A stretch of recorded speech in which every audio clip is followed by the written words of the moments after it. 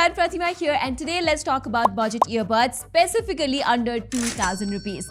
Now, if we rewind back just a few years, the option in this price range were quite limited. All we would get were some generic OEM products with average sound quality. But fast forward to 2025, things have changed big time.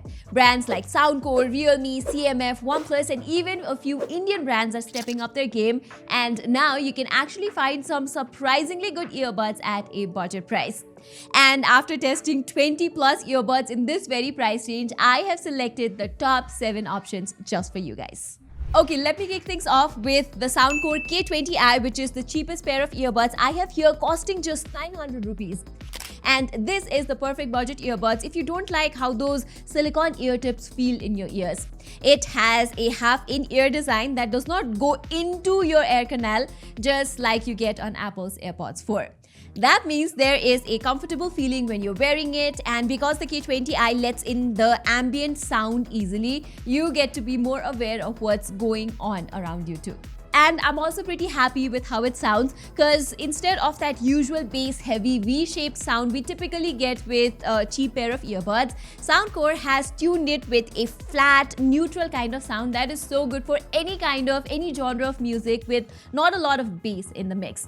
Or if you listen to a lot of podcasts, I bet you are going to love this thing. Although I must tell you about the drawbacks, the biggest of them being the fact that its bass response is simply too weak. Even after I bumped the bass slider to the max from the Soundcore app, I couldn't get the K20i to push much air to give me that sense of energy in my tunes.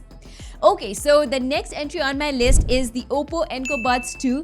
This is one of the few earbuds which has over 4 lakh reviews on Flipkart, and that too with an average rating of 4.3. It's crazy. Now here, compared to the K20i, the Enco Buds 2 is pretty generous with bass. So those who enjoy that thump, that rumble when listening to EDM, hip-hop or Bollywood or other genres of music is going to enjoy these earbuds. And besides bass, I also like how open its soundstage feels. I found its call quality to be marginally better than the K20i too, especially in terms of how my voice sounded on the other end.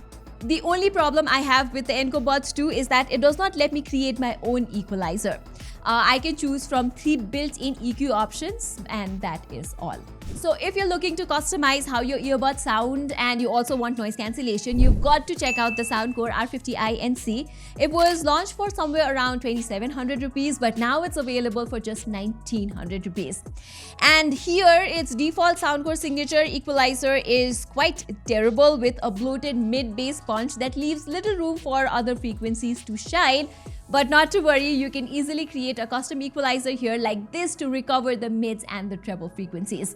Or if you don't want to bother with all this, the built-in electronic sound mode just does a great job at making the earbuds sound more open. Likewise, its noise cancellation is pretty good too. I can customize the ANC level in multiple ways, although I found that it worked the best when I just set the noise cancellation strength to max in the manual mode. Also, take a look at this. I can even turn its charging case into a phone stand. How cool is that? By the way, if you're a little tight on budget, you can also consider the regular Soundcore R50i, which I've seen on sale for around 1000 rupees. It does not have noise cancellation or any fancy trick with its case, but considering its sound quality, comfort and battery life, I don't think you can find a better pair of earbuds for just 1000 rupees. Okay, next up I have the recently launched CMF Buds 2A, which is another cool pair of budget earbuds. The first unique thing about it is that it lets me talk to ChatGPT right from the earbuds, as long as it is paired with a nothing phone, of course. Similarly, for some 2000 rupees, the Buds 2A sounds quite nice too. It's set to the direct equalizer by default, and this tuning works well for almost all types of music. The mid-range is preserved well, and so is the bass, although the ultra bass is something I preferred turning off. These earbuds do a surprisingly good job of quieting down the background noise during phone calls and also the ambient noise when the ANC is turned on. But I found one major flaw with the Buds 2A, and that has to do with its soundstage. Comparing it with something like the Enco Buds 2 or some upcoming earbuds on my list, the soundstage on the Buds 2A is not very good. Okay, now the next pair of earbuds is for those who want the best battery life, and it's the Boat Nirvana Ion ANC, which promises a ridiculous 20 hours of playback with earbuds alone or 100 hours with the charging case, which is between 2 to 3 times what you would get with any other noise cancelling earbuds. Both its earbuds and the charging case are quite chunky, to be fair, but if you're someone with a habit of listening to music, watching movies, or attending phone calls for long hours, then this could be the one for you. As for the audio itself, the Nirvana Ion ANC honestly sounds pretty narrow, bloated, and just not fun to listen to by default. I tried creating a custom equalizer and that did not help either. However, once I gave its adaptive EQ feature that tunes the earbuds to my exact hearing ability a shot, it sounded so much better, so much more open with a wider soundstage and a lot of better treble response. Alright, finally, I've got 2 more earbuds I need to talk about, the Realme Buds T310 and the OnePlus Nord Buds 3. But instead of going through them one by one, I think a direct comparison makes more sense since these two are so similar. They both have the same 12.4mm driver, the same set of codecs, and a whole bunch of other specs. And when I listened to these two side by side, I had the most difficult time telling any sort of meaningful difference here. They both sound quite energetic by default, and in some songs the Realme Buds have a warmer, more defined mid-range response, while the Nord Buds has a slightly better kick in terms of bass in some other songs. So yeah, these two sound super similar, and considering their price, I have to be insanely nitpicky to complain about how they sound, to be honest. What's surprising is that I even found their noise cancellation to be pretty comparable. Both of them did a similar job at sushing out all the consistent low frequency noises around me while clearly struggling with sharper high frequency noises as expected.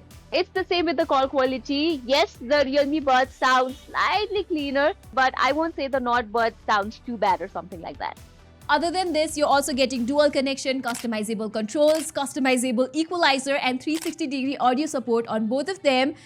So you might be wondering which one should you go with, right? So if you have a OnePlus phone and want something with a slightly tighter bass response and longer battery life, then go with the OnePlus Nord Buds 3. But if you want somewhat better call quality, a breathier mid-range sound, and a better value for money, then the Realme Buds T310 should be your top pick.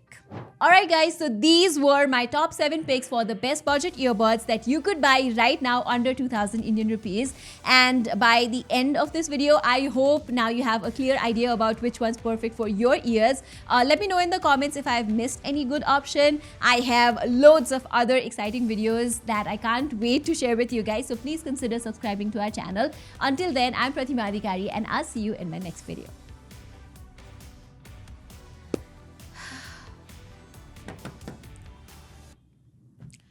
लम्हे खो रहे ये फिर ना